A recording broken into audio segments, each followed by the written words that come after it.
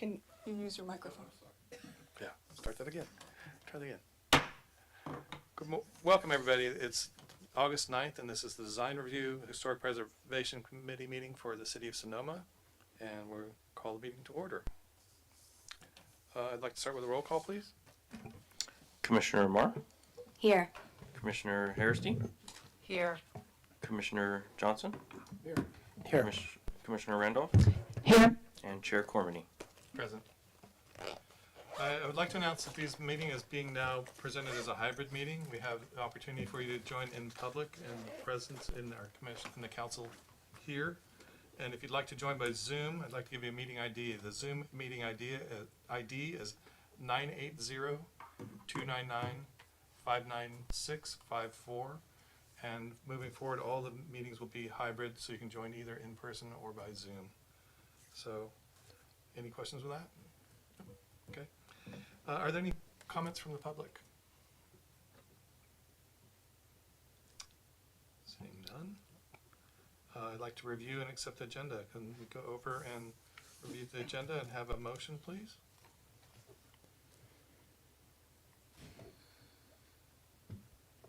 I make a motion that we accept the agenda. Second. Roll call. Commissioner Marr, Aye. Commissioner Hairsty, Aye. Commissioner Johnson, Aye. Commissioner Randolph, Aye. and Chair Cormany. Aye. Thank you. The motion passes unanimously. Thank you. Is there any late correspondence? No late correspondence. Great, thank you. Are there items on the consent calendar that we need to take into consideration? Done. Okay, then we'll start right in with the public hearing. Well, if I could interrupt you. Sure. The planning director is going to be making that presentation. He's not quite on the Zoom yet. Might we revise the agenda and do the second item first, which is the election of officers, while we wait for David to join the Zoom meeting? I'm fine with it. Do we have to officially do a motion for that? I move that we move item 7.2 on the agenda tonight up to the first item and then move 7.1 down. Second. Roll call, please. Commissioner Marr, Aye. Commissioner Hairsty, Aye. Commissioner Johnson,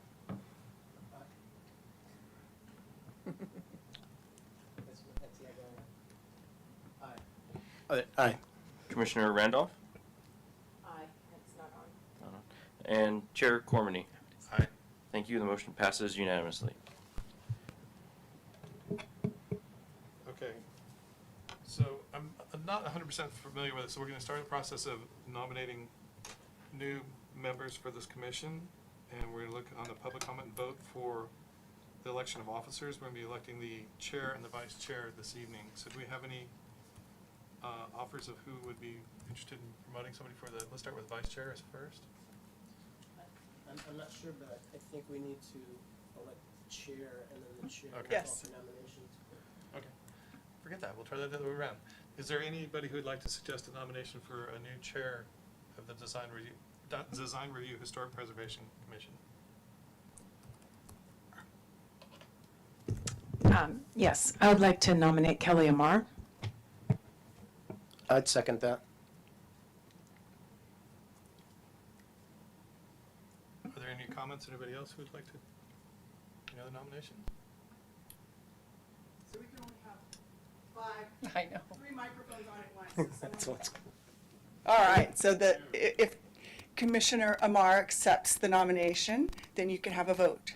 Okay. Commissioner Marr, how do you feel about the position? I accept. Thank you for the opportunity. Great, thank you. Vote, please. Commissioner Amar, Aye. Commissioner Hairsty, Aye. Commissioner Johnson, Aye. Commissioner Randolph, Aye. and Chair Cormany. Aye. Thank you. The motion passes unanimously.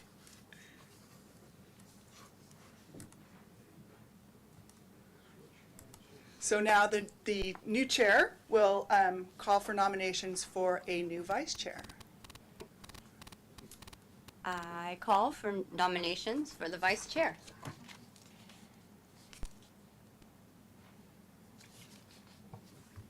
Commissioner Hairsty, would you be interested? I don't think so at this time. This is so new, and I'm, Okay. learning online some of the meetings I've watched, but I don't think I'm quite ready for that, but thank you. Okay. I nominate Chris Johnson. I second. We have a vote, please? Wait, he's gotta see Okay. let's see if he accepts. I will. I was, yeah, I absolutely will. But I would have been hopeful for somebody who hasn't had a chance, I will say that. Thank you. Well, Now you can Is there vote. opportunity for other potentials? 'Cause Yes. I would like to nominate Commissioner Jeremy. He's an alternate. You can't do an alternate. Right. Oh, darn. Not until he's a regular member. Well, let's make him a member so we can do that then. Okay, sorry, scratch that.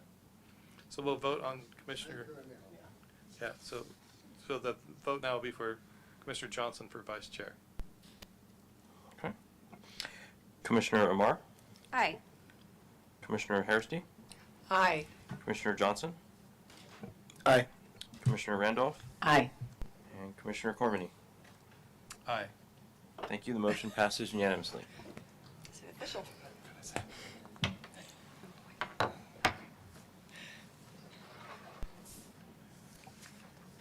Okay, can I have a report from staff on how we're doing with our Zoom connection? We're ready to go. Okay, then we'll move ahead with item 7.1, which is an oral presentation by our planning director, David Storr and Paige Turnbull on the local inventory of historic structures.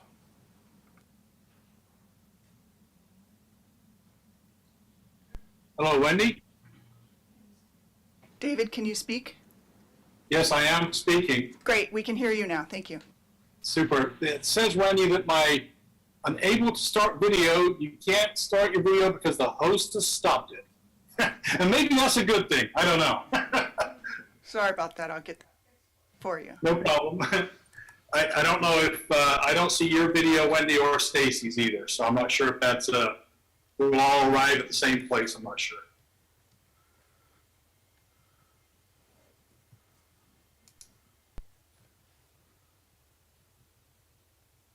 Anyway, I'll go ahead and proceed if that's okay. As long as you can hear me, that's the important thing. Is that okay? Yes. Okay, thank you. So tonight we're here on a plan of trying to update our local inventory of historic sites and structures. And hopefully at a future meeting, yet to be determined, maybe even next month, we'll be able to create a list that will add to a list that was adopted by the City Council in 2006. Now, Wendy, can I screen share? Let's have a look. Yeah, I think I can. I will go ahead and screen share. And what I'd like to do is just show you initially the City of Sonoma Historic Sites and Structures list. But before I do that, I want to highlight, I'm going to guess that just about everybody in the room except for me understands the unique assets that we have here in our city. And the screen that I'm showing you right now is a list of historical sites and structures that have national or state recognition. And in the case of the Plaza there, we have it as being a National Historic Landmark, and it happens to be numbered number 125, and it was designated in 1960. So it's been there a fair while as a National Historic Landmark. The cool thing is it's one of 146 in the state of California. Equally as cool is the fact that we have 6 properties on the National Register of Historic Places. And these are their respective numbers. And we'll go through those, and I'll point them out more a little bit later on here in my presentation. I'd first of all also like to thank Stacy. We have Stacy from Page and Turnbull that's going to correct everything that I've said because this is not what I do as a living, and Stacy has been teaching me a lot along the way here. You can see from the second list in the blue that we have 10 California historic landmarks. Those there being the listed numbers, and 10 of them are in Sonoma out of the 27 in the Sonoma County, which I think is pretty darn cool. So that's kind of an interesting thing, and obviously one of the first things I wanted to do was see if indeed these particular national and California landmarks or historic places are on our local list that was created by the City Council in 2006. And this is probably not the easiest to read, but I'm going to try to increase the font on it for you here. I'm not sure what's going on here. There we go.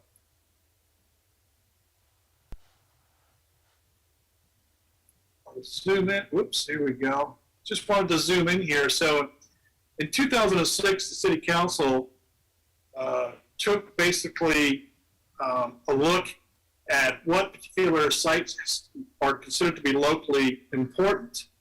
And they all happen to be, for the most part, except for one that we found, all basically on the National Register of Historic Places or on the California Register. And so if you took the time to add all of these things together, there's 3 pages of them. There happens to be 94.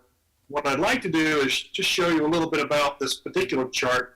It shows obviously the address, the house number or street or number of the unit, the assessors parcel number, the year that the structure was built, the actual historic name for what's going on there.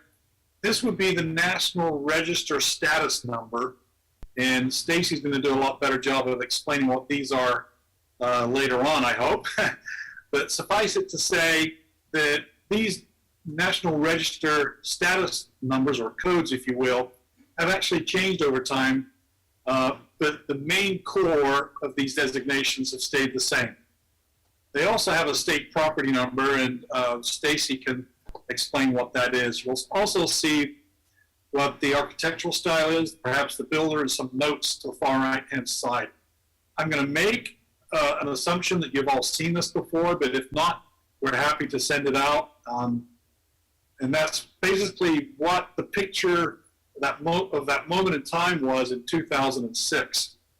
In the resolution that the City Council adopted, they made a significant link to the future. And they basically said, it says literally, anything that's added to the California Register from this date henceforward, from 2006, is automatically added to our local inventory of historic sites and structures.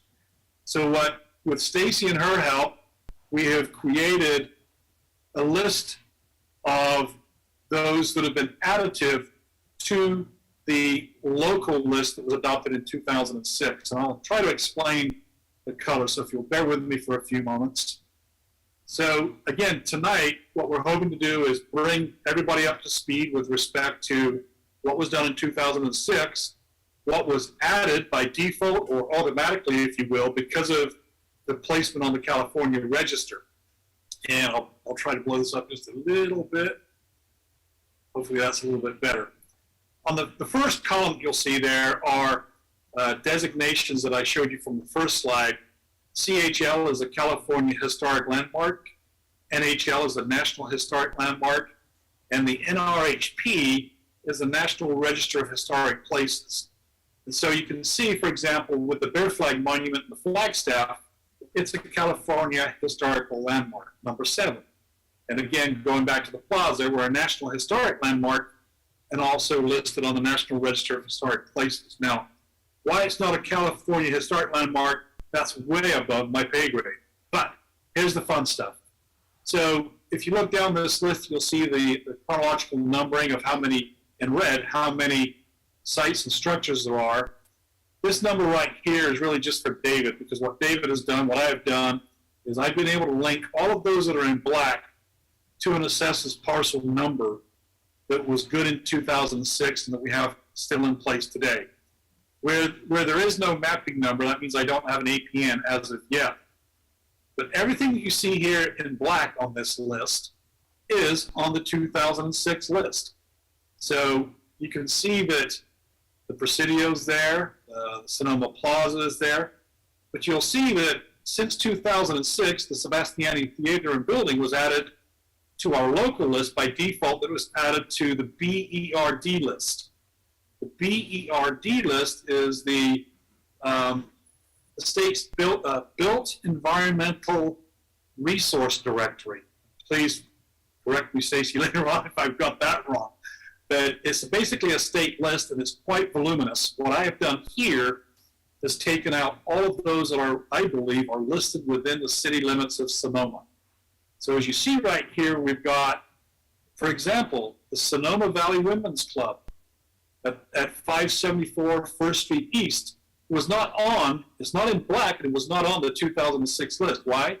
It was placed on the National Historical, it was placed there as item number 62 on the National Register of Historic Places. I've got my acronym backwards there.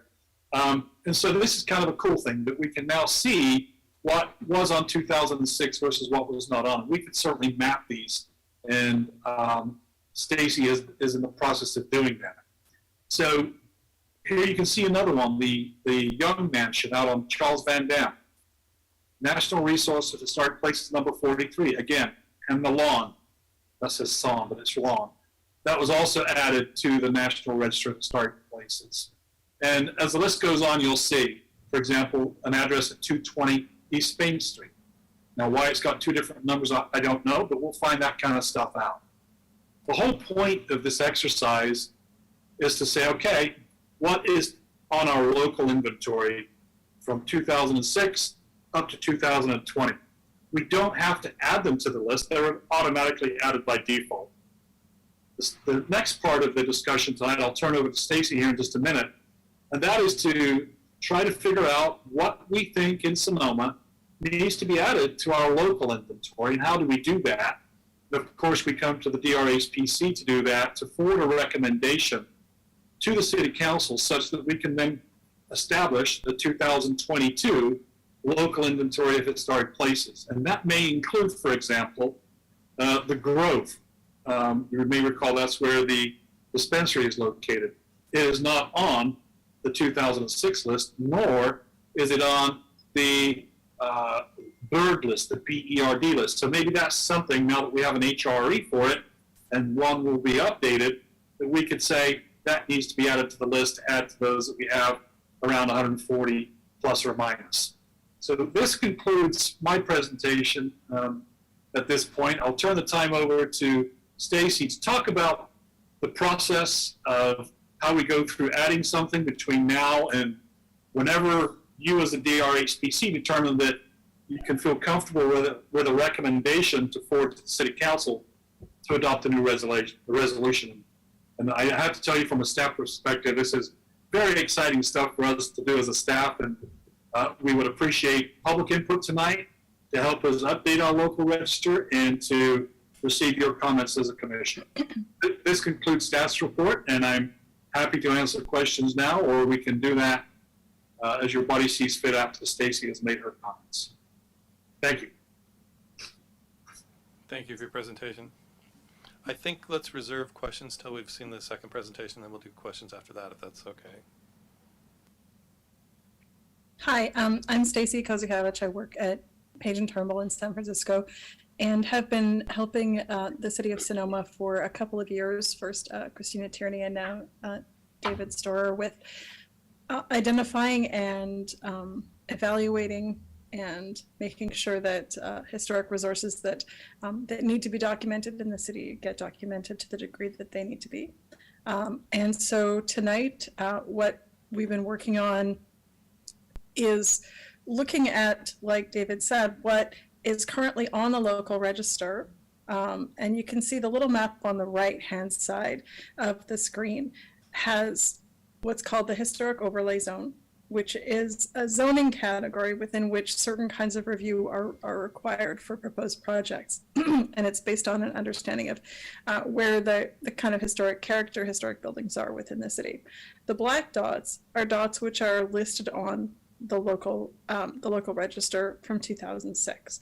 There are 94 different resources, and as you can see, most of those previously listed resources are close to downtown. A lot of them are within the National Register. There are two federally listed areas in and around the plaza. There's the Sonoma Plaza National Historic Landmark, and then there's the Sonoma Plaza National Register Historic District. Both are designated, both have the degree of documentation and protection that goes along with National Register listing. And many of those black dots within the 2006 list are contributors to that National Register District. So they're kind of listed at multiple levels. And like David said, those are automatically listed on the California Register of Historical Resources. So one of the things we've been doing with the city of Sonoma is trying to identify what else there is in the city that isn't locally designated. And we looked at a few places to do that.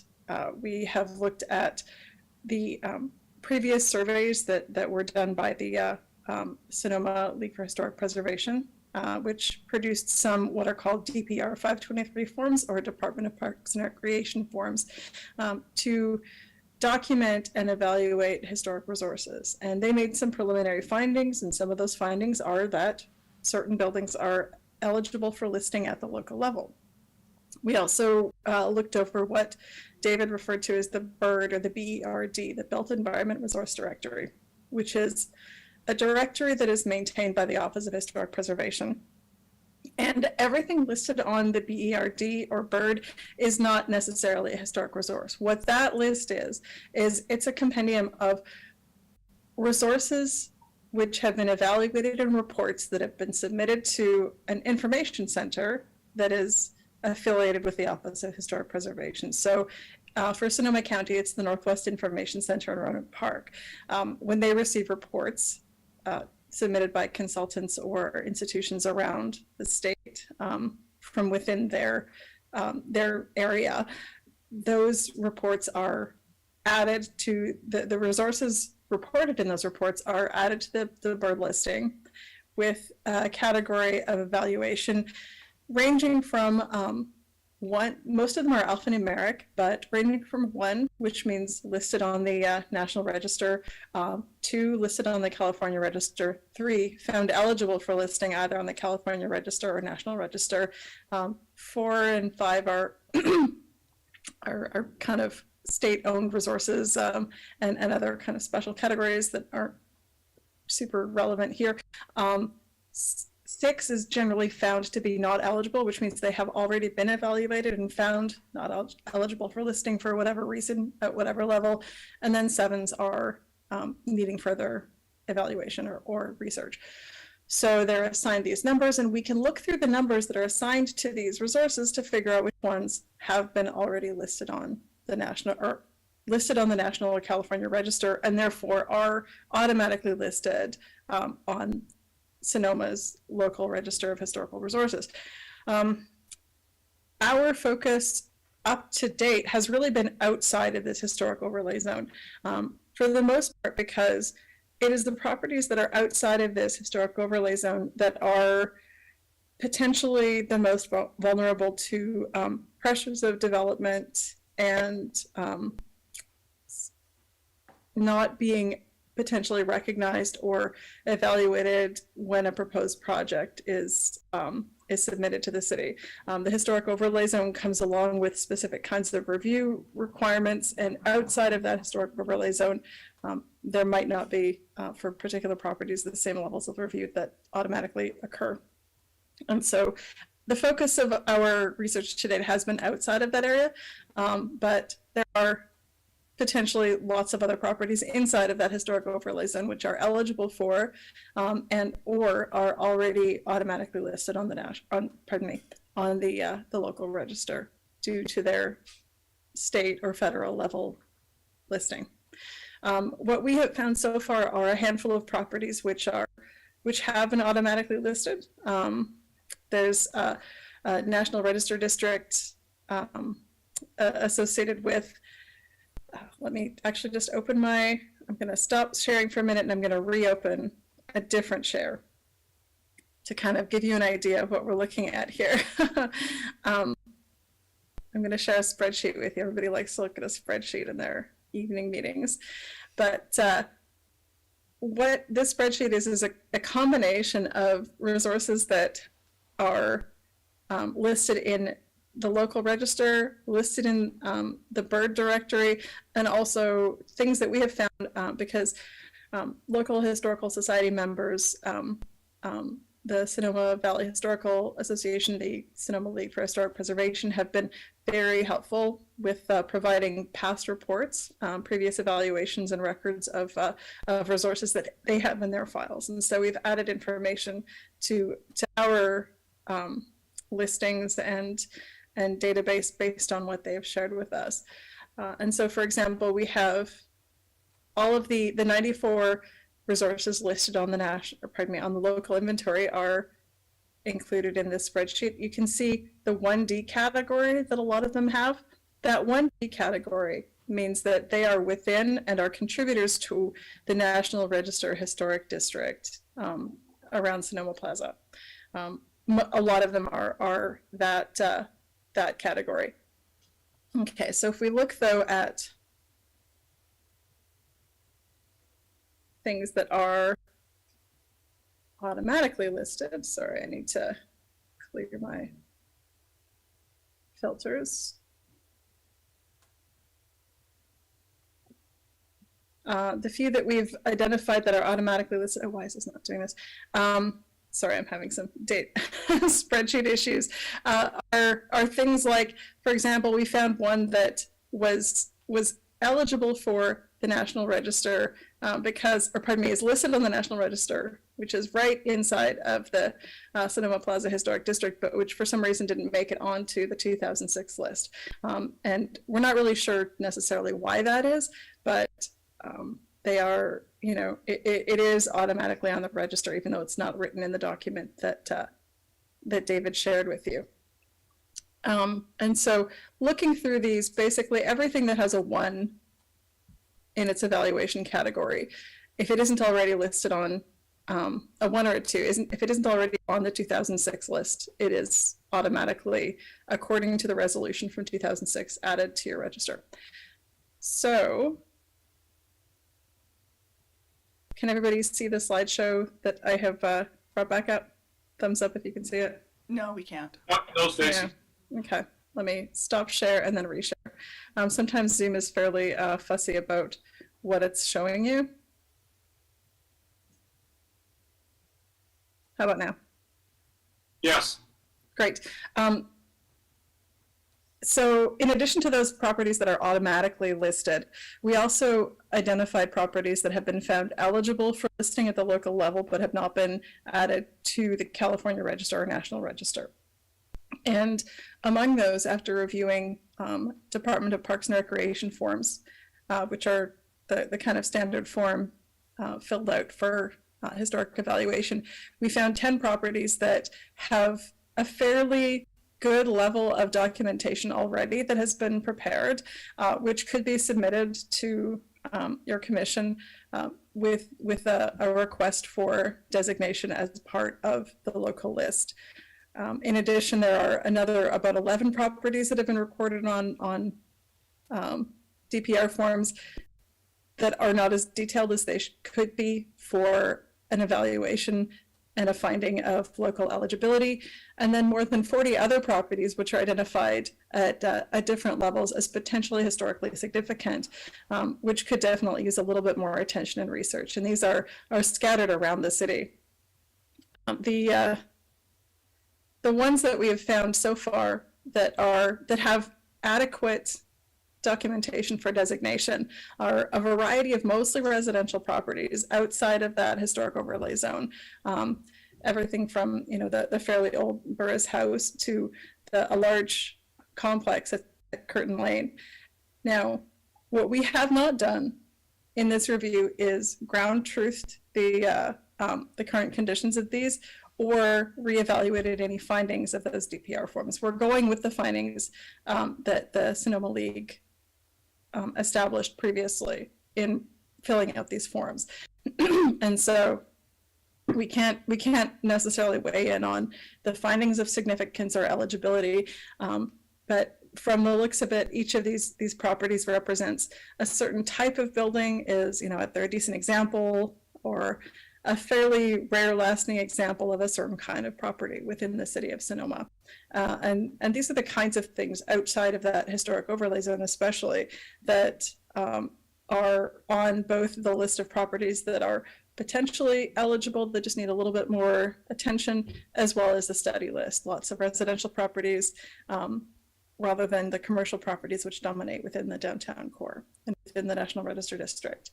I'll just kind of show you quickly our working map that we have going with the kind of, you know, spread and variety and number of properties that we have.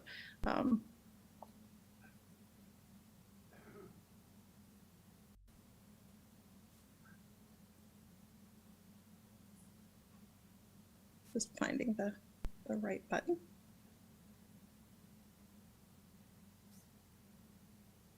Okay, so what you see here is the historic overlay zone with the properties that are already listed on the Sonoma Register. We have a couple of properties already listed that are automatically listed. I haven't added any that are inside of the historic overlay zone. This is a work in progress, as David said. And then there are eligible properties, which are ones that already have a good degree of documentation. Potentially eligible properties, which are ones that could use a little bit more attention. And then these ones which I've called study list properties, which are properties that have been identified as possibly eligible for local listing, but again need a little bit more documentation. And what those include are things like there's a row of bungalows here near East MacArthur and 5th Street East, which, although each of those may not individually be eligible as historic resources, could make a good little district based on a kind of a shared consistency of architectural style. And so this is the work we've been doing this with the kind of bigger goal of expanding and updating the local inventory. And this work could become a more regular process where annually or biannually resources that are evaluated within the city of Sonoma can be added through commission resolutions or commission actions to the local register, as well as the Built Environment Resource Director regularly reviewed just to assess what is automatically listed. So with that, I'm happy to take questions that people have. Okay, I'd like to do this twofold. I want to start off first with starting if there's any questions from the public for staff, the presentation David did, and then we're going to address the page and turn bowl. So are there any questions for David Storr in the presentation he did, and any information there from anybody in the room or on Zoom? No Zoom comments for David. Seeing none, we'll move on to the presentation presented by Page and Turnbull.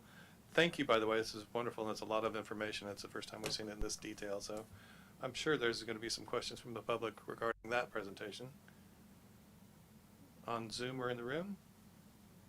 Mr. Chair, I actually have a question for Stacy. Stacy, you'd mentioned to me in a conversation that the bird list, this was the first BERD list. Any ideas to how frequently it may be updated in your relationship with the state? I don't know when it's going to be updated.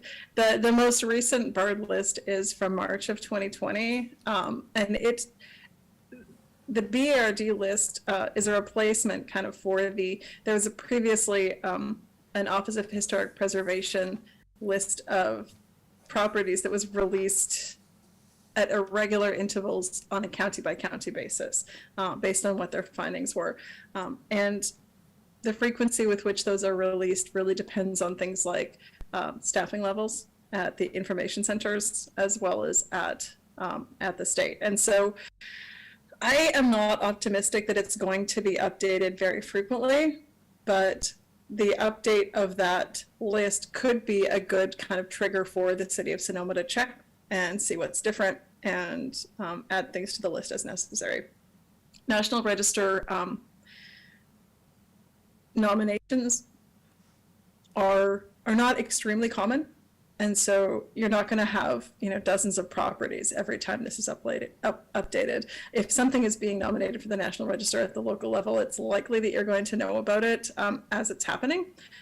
And so it's really the ones that are that become eligible that you want to keep an eye on. The other thing that happens, though, is that architectural historians are not really good at sending reports to the Northwest Information Center. The reports that get sent are ones frequently that have to do with, large environmental review documents, especially federal level review documents, Section 106 projects and the like. And so individual property evaluations that happen for planning review at the local level are frequently not sent to the Office of Historic Preservation's information centers. And so it has to be a multi-pronged process to keep on top of these eligibilities and their relationship to the local register, because the bird is not going to reflect everything that gets evaluated and everything that gets found eligible. Thank you. So just as a comment to follow up with Stacy there, again, recall at the outset, the goal here is, as Stacy said, is to have a continuing updated process. We don't know how frequent that will be. But most importantly is we would like to have additive sites and structures so that we can add those to the 2006/current list, which are the automatics, so that we can go to the council with a resolution at some point in the future, and that maybe it's September. I'd like to think so, that we could be given direction to present to your commission maybe a dozen, maybe 2 dozen, I don't know. That's where Stacy comes in, as to which ones we think are ready to be added now to the list. Not necessarily in short order, but at least sometime so that we can kind of keep this process moving forward. Thank you. Thank you, I appreciate that. Is there any other comments from the public before I go to the commission? Are you wanting comments? I just want to get comments from the commission and questions. Just, are you asking just for questions at Yeah. this point, or Yes, questions and just comments? questions. Just questions, okay. Because I'm sure there's questions, I can see them on the faces here. So are there questions from the commissioner for either David or Page and Turnbull? When we have a property that we think may be eligible, who do we submit it to? David, do you want to take this? No, go ahead, Stacy. You're ready for it. I know you are. Well, it depends on the status of the property. If you have a property that you think may already be included in one of the lists, you can, for example, you can send the address to planning staff. They could look on the list. They could ask us, because we have a pretty good working spreadsheet. If you think it may be eligible and needs evaluation, what you would do then is you would need to have an evaluation done by a historic preservation professional. And that could be, you could reach out to the Sonoma League to see if they have volunteers who are willing to do that.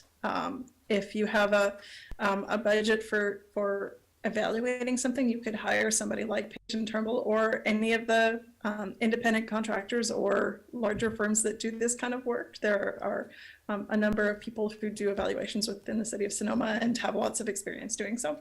And then what you would likely do is, depending again on the status of your project, you would want to submit your finding probably first to planning staff, just for a quality control review, and just to make sure that it's consistent with their other kinds of findings. So it's a bit of a process, but really it's a matter of establishing the significance of a property relative to the historic context of the city of Sonoma and relative to the other properties within the city.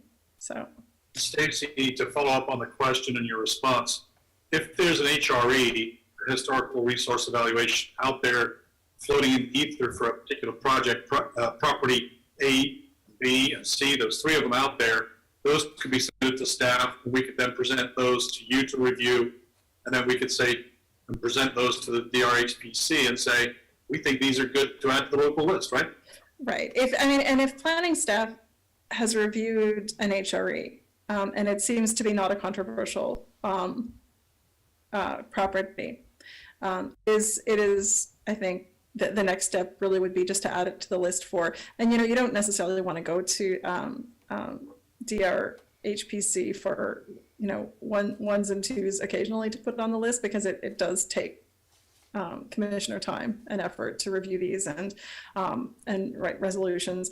And so it might just sort of be that planning staff maintain a list for the commission of, things that have come in as new HREs that do, make the cut for local register eligibility, and then add it, next time you're going to have a bunch of them designated by the commission. Are there other questions? Commissioner Randolph? First of all, I want to thank everybody for all the work that's been done here so far. This is a very informative report. I think everybody that's here and listening and present understands the significance of this type of work.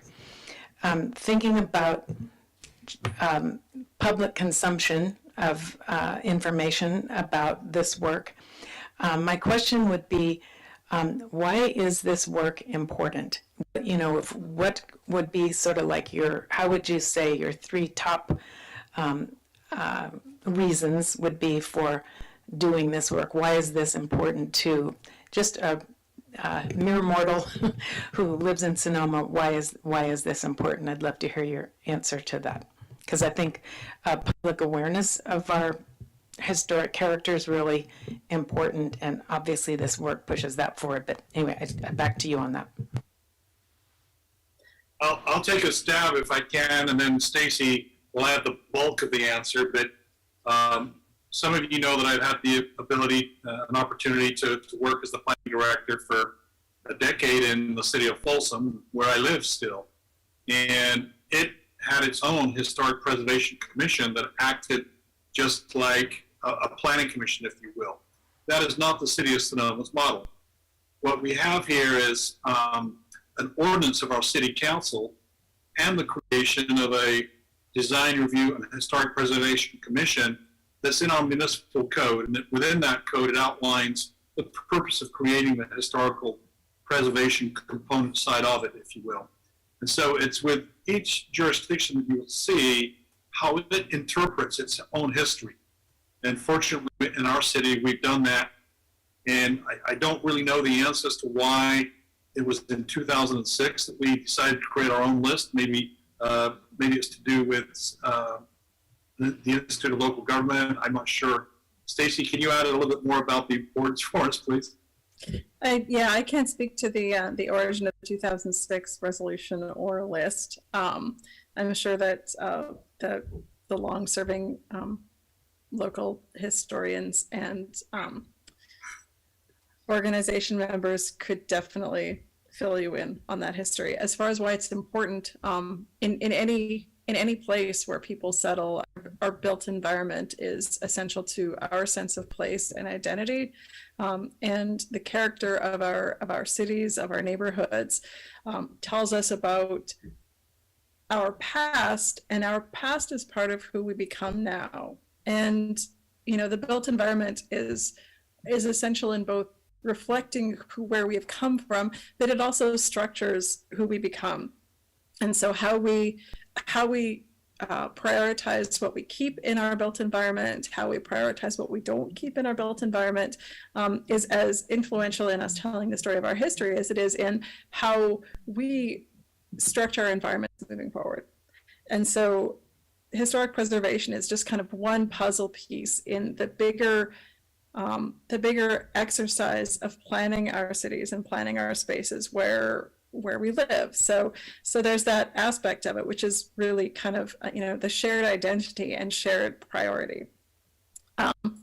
And the other side of it is preservation of things that might be vulnerable to change. Obviously our company works with clients who are changing the environment. The built environment has to change. It has to keep up with our current needs and our current priorities as a society. We can't fossilize our built environment.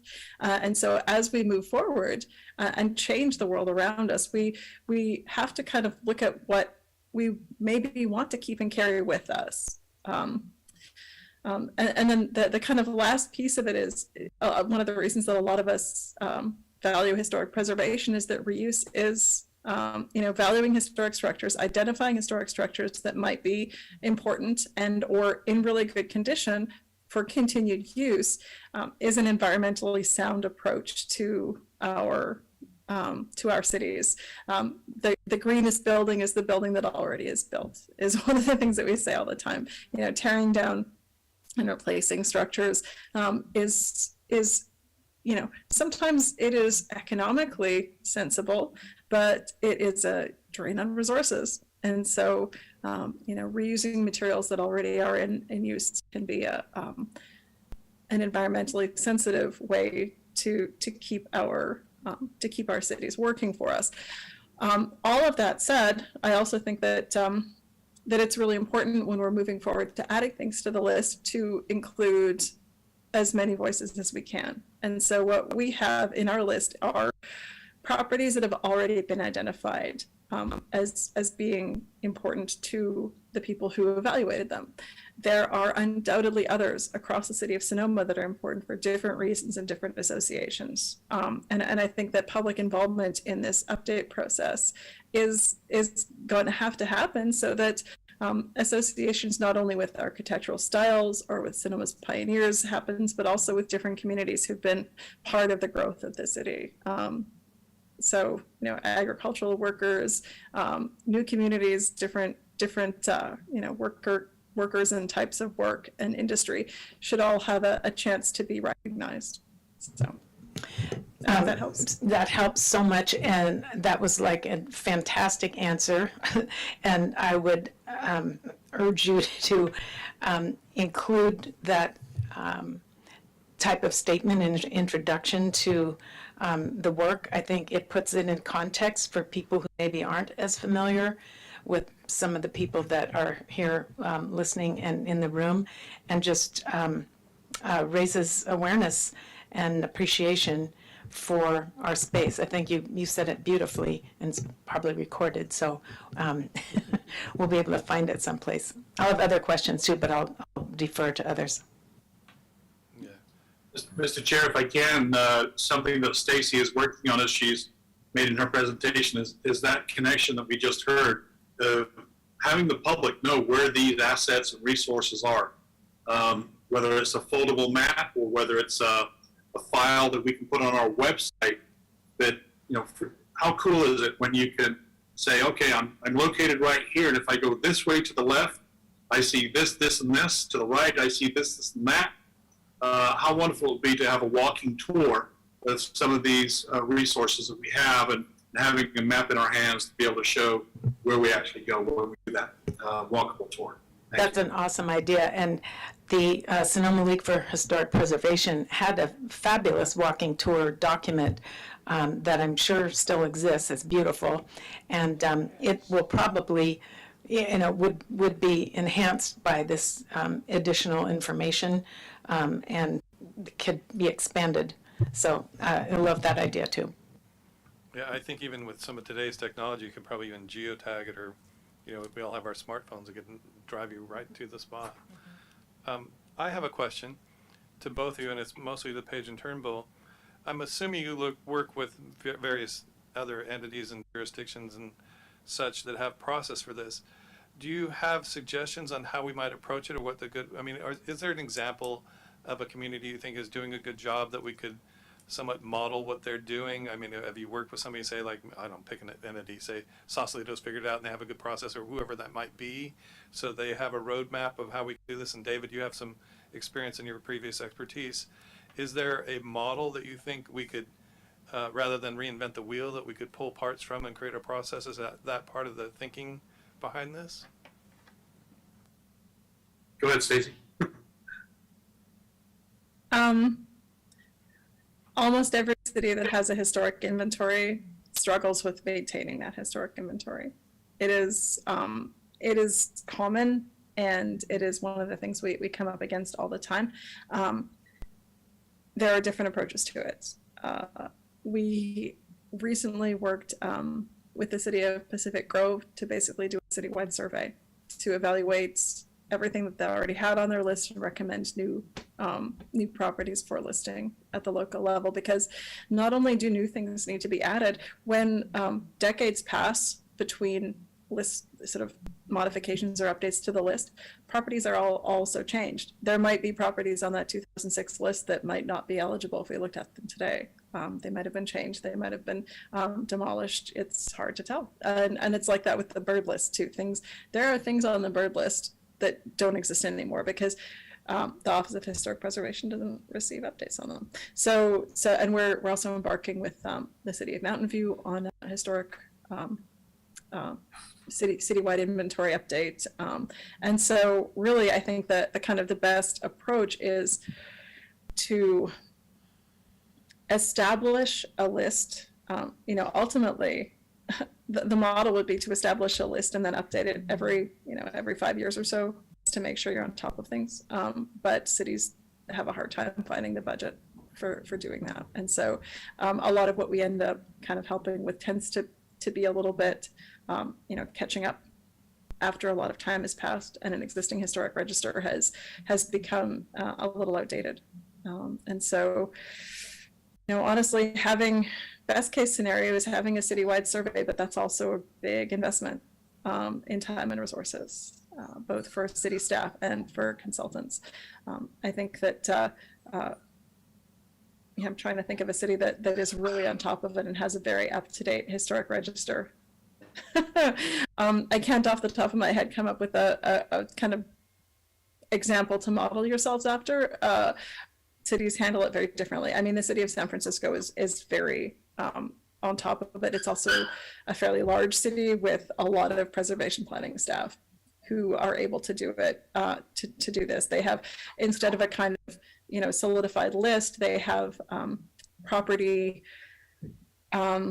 historic preservation statuses that are associated with properties based on the age of the property and the review level that has been done previously. And so, at the very kind of base level, they have an ABC rating, where C are things that have either been already found to be ineligible or are less than 50 years old, and so are probably not eligible for evaluation as historic resources.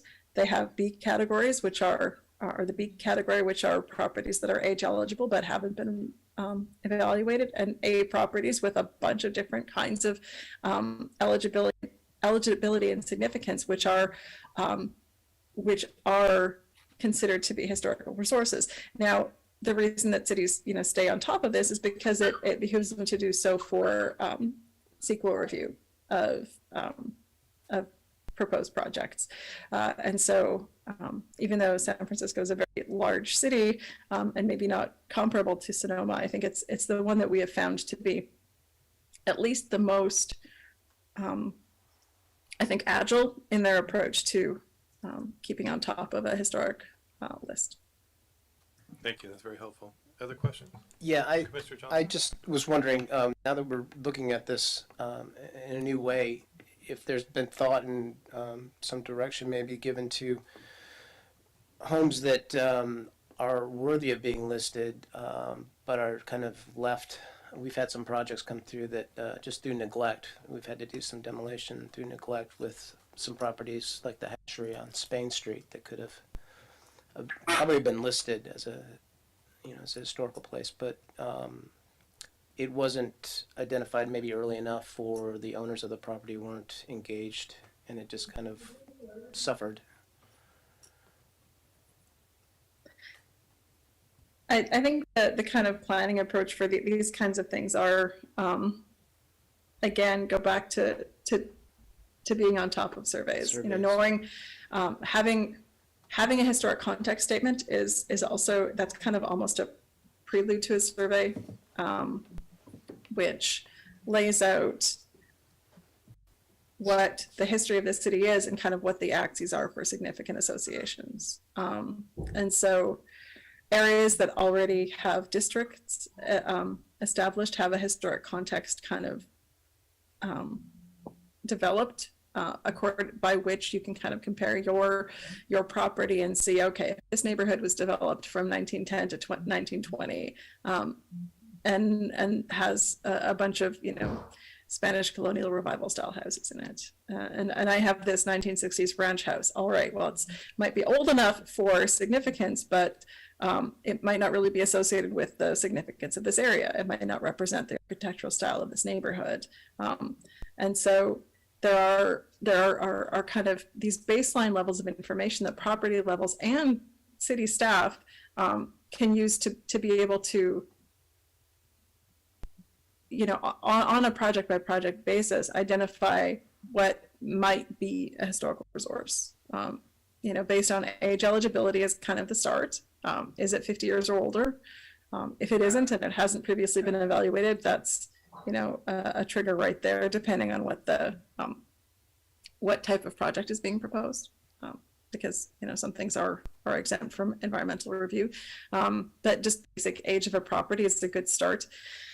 And then also expanding out things like just public information and design guidelines.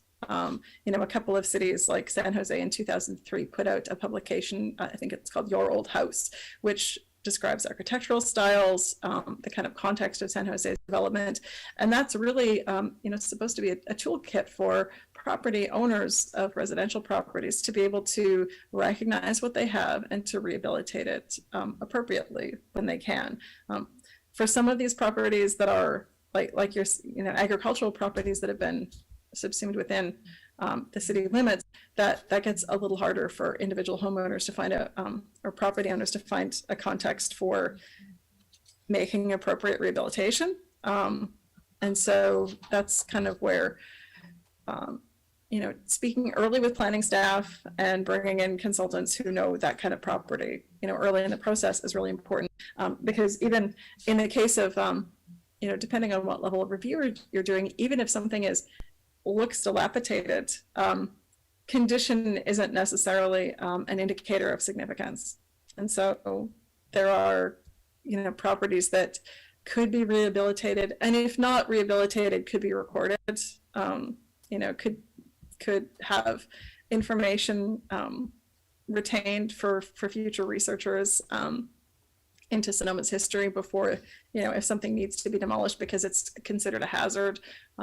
You know, recordation can be a good way to just kind of memorialize that property if it can't be saved, if it can't be rehabilitated. So there are some steps. A lot of it hinges though on what the city's review process is. Great, thank you. Are there any further questions? Commissioner Randolph? Yep, thank you. You are starting to touch on my question with your previous answer. My question is, when a property is designated in one of these categories, what's the impact on the owner or potential owner? Could you speak to that a little bit? Yeah, absolutely. And I think one of the questions that I think may remain unanswered is if there is a process or requirement for owner input and owner approval or consent for something to be listed on the local register. And that's decided at a city by city level. And I think that's a question that maybe David could look into a little bit, is for example, if you want to list a privately owned residence on the list, is owner consent required? And I can't recall from the code what the status of that is. As far as what impact that has on the property owner, it does introduce generally a level of review for proposed projects that wouldn't necessarily exist for properties that aren't listed. For the most part, though, that has to do with publicly visible areas of the property, primary facades, things like window replacement. A lot of times things that would need a permit anyway to be changed. What would be looped into part of the review process for permit application would be an evaluation based on the proposed works adherence to the Secretary of the Interior standards for rehabilitation, which are standards that the National Park Service has developed to help guide projects to maintain the historic character of properties that are significant, and they make recommendations like repairing rather than replacing, using compatible materials on additions, and distinguishing additions so that they don't mimic the historic character but are compatible with but separate, visibly separate from whatever the historic building is. So it does, having a historic designation, I'll be honest, it does have implications for the property owner's ability to change the property, but it does not restrict them entirely from being able to change it. It introduces extra review steps and potentially expense as well. If I may share the screen again, I'll give it another shot to answer that part of the question. What I've done here is provided you with a screenshot of our municipal code, and you'll see 19.42.020.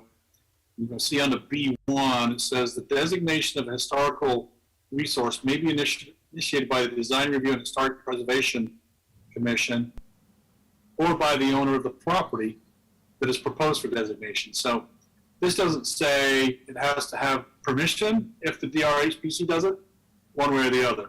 I would assume that it would be nice for us to go and talk to the property owner before we start that or initiate that process.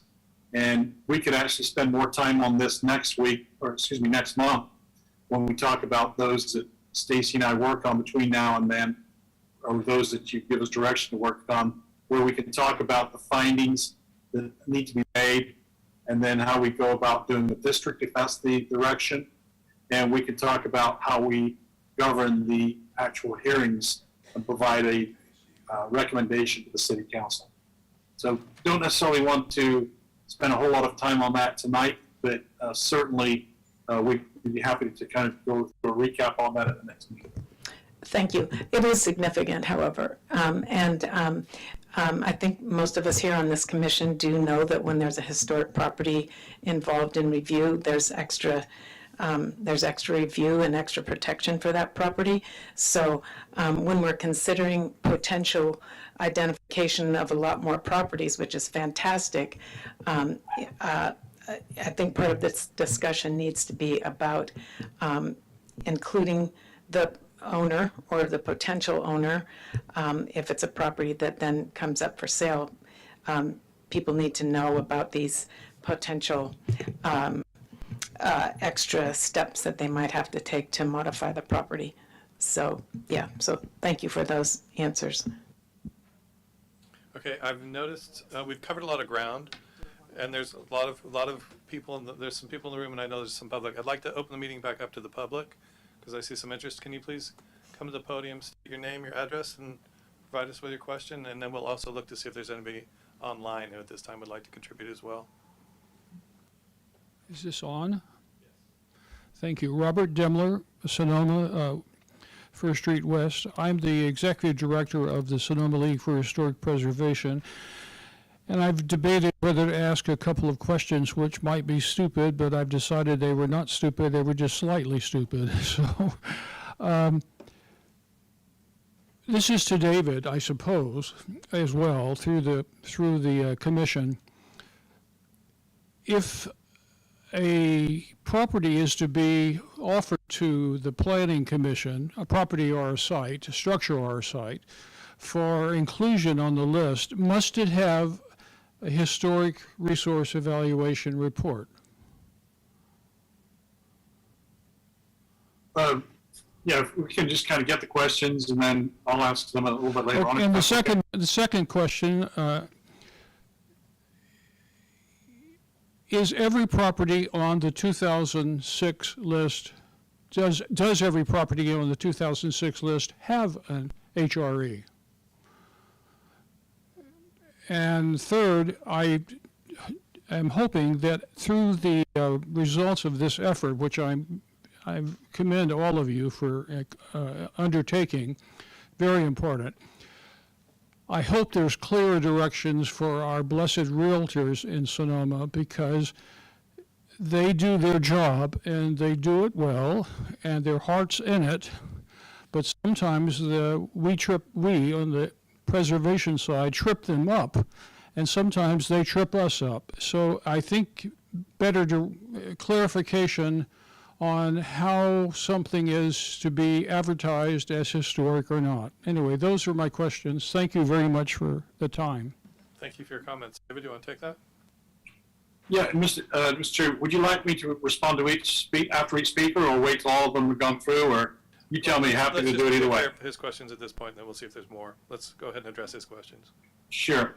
I don't know that there's any resource or data that we can find on the 2006 list to determine if HREs were put there. I do know that, I think I mentioned it in the presentation, that all of those that are on the 2006 list are Category 1s or Category 2s, meaning Category 1 being they're on the national list, either as a district or as a site, or that they're on the California register as a site or as part of a district. That's what the S stands for, maybe. I don't know, Stacy, or the D is for a district. That we just have what we have.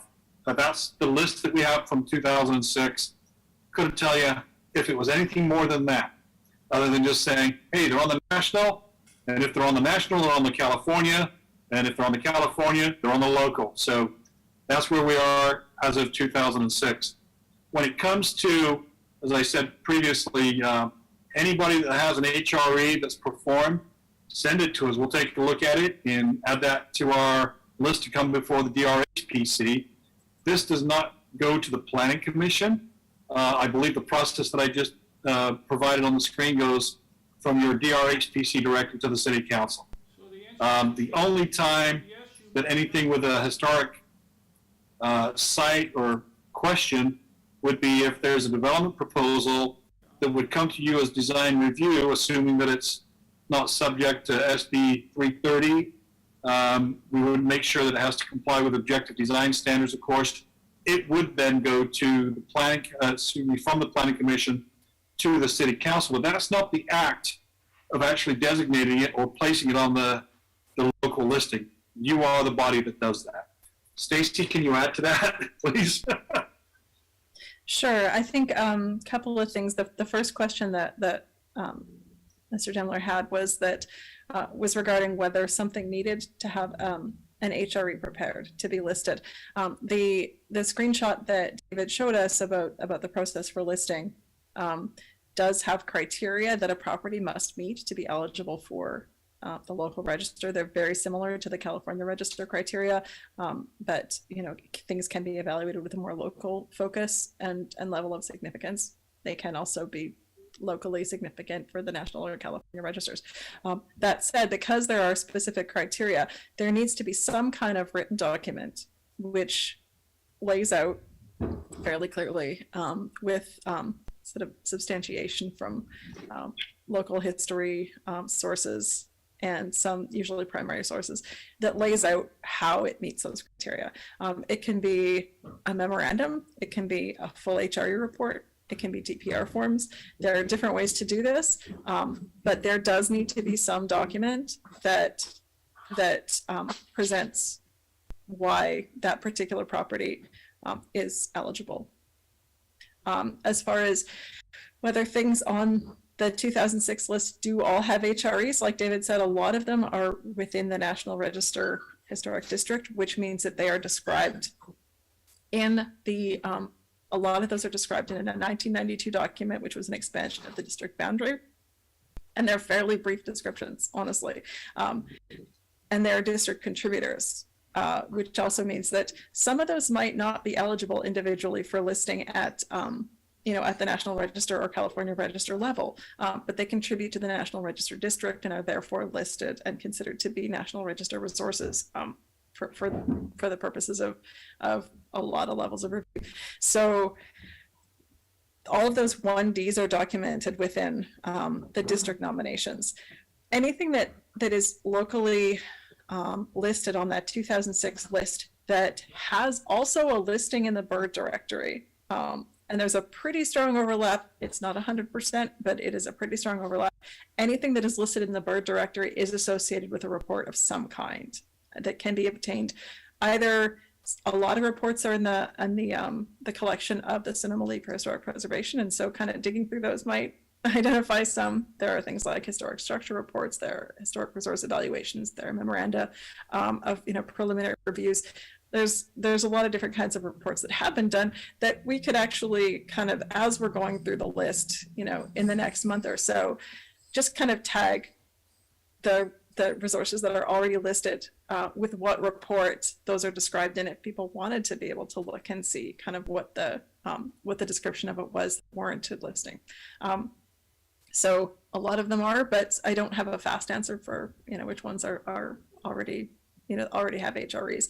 A full HRE isn't necessarily required at all, but like I said, some kind of documentation. I think I'll leave that at that. Thank you, appreciate that. Staff, is there anybody online who has questions? We have any other public? Let's ask if there's more Is there in-person more in the room? public. I'm sorry. I've been here for a while. Patricia Cullinan, Denmark Street. So one consideration that I have, and Robert sort of touched on this when he was talking about real estate agents, but I think it's also important for the city building staff to understand the maintenance of historic character when in process, when you're out on the building site and the contractor goes, "Oh, can I do this?" And it may not maintain the historic character. So I think there's some responsibility there.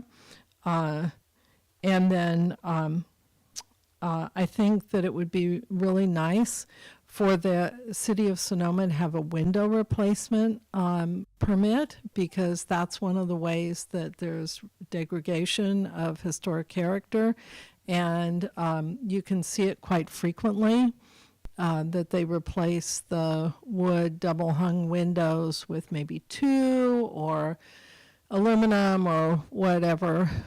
So I think that especially on designated historic properties, I think that's something. And David was actually talking earlier about having better GIS linking the historic properties, so when real estate agents go to look at them, then they see, perhaps it depends on what the city is planning on doing. Are they going to link an HRE or just some sort of designation, and then that'll be helpful.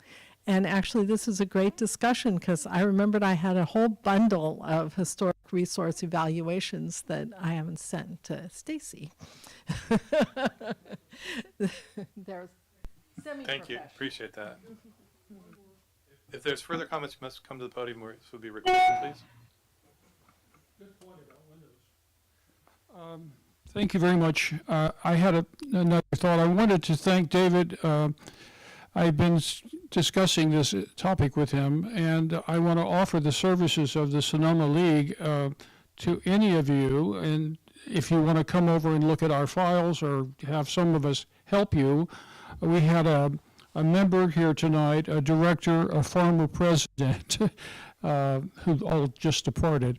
And Stacy, thank you very, very much for that explanation. The Sonoma League, of course, as you know, has this historical survey, and it was done in 1977 and then, or 8, and then updated in 2012. And there were lots of gaps because properties have matured since then, and the criteria was 50 years. So we have some work to do, which is why I was asking you the question about HREs, because there are a number of properties, in fact, almost one whole street in the historic overlay is not covered because the houses were not 50 years old in 1977. Anyway, thank you very much for getting this started. I think it's a really fine effort. Thank you. Thank you, appreciate that. Are there any other public comments either in the room or online that we'll bring back to the commission? No. Okay, I think, I know there's a commissioner who can has some questions. Commissioner Randolph? Yes. Two questions, and they're pretty small. One is, where does the list live, and is it accessible? And number two is, what are you looking for from us tonight? How can we help? What are you looking for tonight?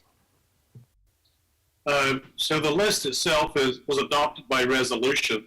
So the place where the list literally lives is with the city clerk. We've obviously got a copy of that. Unfortunately, we couldn't find an Excel spreadsheet copy of that 2006 list.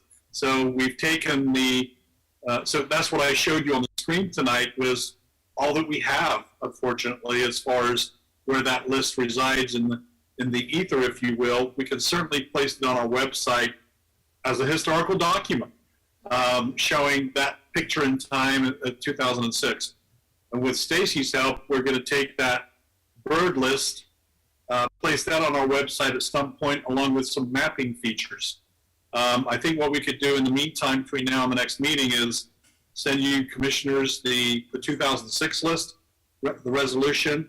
We can show you the bird list that Stacy and I feel comfortable about releasing to the public, public consumption and assistance. And then tonight, we'd like you to provide us with direction if we're heading the right way with lists that Stacy is talking about, that we can then present them to you for discussion, and whether we should forward any number of those, all of them, some of them, forward on our resolution to the city council. We don't have to conclude this in September or October. It's really a labor of love, and let's get to a point where we feel comfortable sending whatever package of additives, if you will, to the city council for their adoption. It could be a 2023 list, but we'd like to get a thumbs up that we're heading in the right direction. This was always anticipated as being a 2 or a 3-step journey along the way to get that new list. Thank you. Thank you. So it sounds like there is, it's about an intent and a commitment to developing and maintaining these lists, and whatever else goes along with that as we move forward. It sounds like that's kind of, I mean, you've already done a tremendous amount of work, and obviously there's a lot more to do, but it's like designating this is a workspace that will keep on going. That's kind of that's what you're looking for. Absolutely, and thank you for belaboring that point. I don't know if we can do it for another 5 minutes. I'd love it, only because here we are in 2020, and we're here talking about a 2006 list. How great would it have been if in 2012 or 14, when the Sonoma League had its updated list, that we could have come through and added to our local list? We wouldn't be here playing as much catch-up that Stacy was talking about. So thank you for talking about this very specific point. It's my hope and desire that we don't wait another 14 years or 18 years to do it again. And by putting it out there, I believe this is the first time that anybody's even looked at the concept of adding to our local inventory. So hats off to those of you that are supportive of this. Thank you very much. Thank you very much, and it's very exciting, and the work that you've done opens the door to. I'm a big fan of public awareness, and everything that Stacy said in answer to my first question about why is this important. All of those words are things that we should all memorize and be able to, when we're at a cocktail party, to be able to say, well, here's why, and this is all part of living in Sonoma. So public awareness, I think, can go hand in hand with the maintenance of and further development of this list. Yeah, so I think what we could do is, if your commission is agreeable to this, we could send you a copy of our municipal code that just talks about the whole concept that we just talked about as far as nomination. We can also send you a copy of the 2006 list. And then when Stacy and I have finished it, we could send you a copy of the bird list, and then also some mapping that Stacy has done to help complement what we've talked about. preparatory to us returning to your commission. Stacy, do you feel comfortable with, let's just call it the word, a batch, if you will? Do you think that we could have a batch of properties to discuss in September? Would October be a better time in the research and that kind of thing? See where I'm going with this? Yeah, it depends what level of public review and owner notification you want to get started on right away. So we have 10 properties that have Sonoma League prepared DPR forms that I think we could present as a list to be designated. They were found by the Sonoma League to be eligible for local listing, and that wasn't moved forward. And I think we could just present that list. It might be 11 if planning staff reviews the Grove property HRE and finds it to be sufficient. And so that batch of 11 properties could be the kind of the first test case. And the process would need to be required. I think that in the Municipal Code, I think it does require public notification prior to the hearing. So it has to be a public hearing. There has to be notification of the property owners prior to that hearing, and they have a chance to speak. I noticed that in the page that you brought up, David. So kind of just looking at the process, figuring out what needs to be done if you wanted to get that group of properties submitted as the first request for designation. So if I can just address that point, thanks, Stacy. So what I would suggest is, it's not a big ask to wrap your head around, hey, we've got the 94 properties in the 2006 list. It's public awareness to let you know that, hey, there's a certain number that have been added automatically. Here's our new list by default, if you will. Now we want to take an act, and I'm recommending that we take an act to maybe take to the city council this list of 11 or 12 that Stacy's talking about, assuming that we can get that list of 11 or 12 ready for your consumption by September, that we've gone through and done the proper notification and things of that nature, then return to your commission with a resolution for you to adopt those 11 or 12, maybe it's 10, maybe it's 14, I don't know, but let's just call it the 11 for now, but then maybe float that up to the city council and say, but we're not done yet. We've got 11 here. We're coming back, and we'll come back when we've vetted them through this process rather than maybe try to bundle 30 or 40 right now. I don't know. My recommendation would be to do the 11 that Stacy's talking about. That would help us get some direction from your commission. Would be good. With a big problem, it's always good to start small. So this 11, that even sounds like a lot. Pilot, that's the pilot group, because there's going to be things that are going to come up. So even if you have 11, you might consider 5 or something like that, to just let's practice with this before we go bonkers, because solve a smaller problem. So what I'm looking for here is I'm looking for an actionable item. Reach out to staff. This could be staff as in David. It could be staff as in staff present in the room. What I'm seeing here is the intent of this meeting is to discuss whether we want to proceed with this process in general is what we're trying to determine tonight, right? We want to make a motionable item that we're going to go ahead and proceed this, or what would you suggest? How would you phrase what you're trying to look for this evening? Yeah, we didn't put an action item there on the agenda. It's a presentation to be made, but I think if your commissioners say, hey, we like what we've heard tonight, way to go, staff, keep moving forward, and you don't have to take a vote. You can just give us your general thumbs up or a straw vote if you want, and we'll be on our way and we'll return. Okay, with that, I'd like to reach out to staff individually and start with Commissioner Johnson. Get your opinion. Thumbs up. Excited about it. Microphone got to be. Thumbs up. I'm excited about it. Commissioner Randolph? Agree, and that's easy. And many more questions will come up as we go forward, but it's fabulously exciting. Commissioner Hairsty? I'm really excited. I'm glad to be on the commission now so I can be part of this. I'm really excited and look forward to working with all of you. Thanks. I guess now I get to say Chair Amar, huh? 2 enthusiastic thumbs up. Yeah, I believe you have your answer. Thank you. Again, I want to thank your commission for your direction and support, and also to Stacy for her presentation tonight. There's never been a time when I haven't learned something from her, and every phone message or email that we've passed along to one another. So thank you, Stacy, for being here tonight.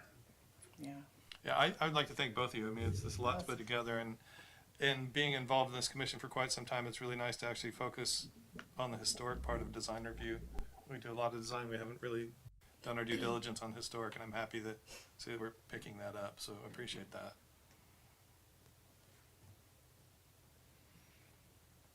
Anybody have any further comments? And if I can just, as a final note, conclude it, were you okay with the direction that I talk about as far as providing you with the Municipal Code section so you can have it handy with the 2006 list, and also with the uploaded information on the bird and also the mapping when it's available? I think that's a fine place to start. Yeah, it seems like, and that seems like a considerable amount of information to pull together as initial effort. So, yes, I think that's Thank you. Great effort. We'll report back in September. Thank you. Thank you, you. everybody. Thanks, everyone. Really appreciate that. Any further questions or comments? I have to just let you know that I can't come to the next meeting on the 12th. Is that September 12th? September 13th. 13th. Yeah, That's okay.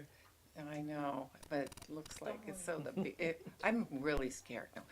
I can watch, I think, the meeting. Yes, you can watch the meeting. Yeah, and see how it proceeds. But is this going to be something that's going to be like extra meetings in between our general meetings? Or It's not, there's no schedule yet, Uh-huh. so sometimes there's. sometimes that happens? From time to time, we do have a okay. special meeting. Okay, great. It's not that common with this Right. commission. Okay. This seems like one of those things that would require that. So I have a issue update. Okay. I was gonna say the next meeting is September 13th, but you already mentioned that. But I left a gift on everybody's station, I love it. letting you know that the housing element is available for review. It's on our website. And if you'd like to read it and provide staff with comments, you can send the comments to publiccomment@sonomacity.org. And if you have any questions, you can call me. Thank you. Okay, Thank you. Appreciate that. great. Any further questions, comments? One comment, I know. it's Okay. a comment. I just wanted to also thank the Sonoma League for Historic Preservation for all their work all these years. This all contributes. Yeah. I think we've got all the kind of right groups involved at the Sonoma Historical Society. Everybody's been out there working separately, and it sounds like we're getting closer to getting together. So appreciation there too. Okay, with that, I'm going to say it's 7:28, and Chair Margus used the gavel. Yeah, That concludes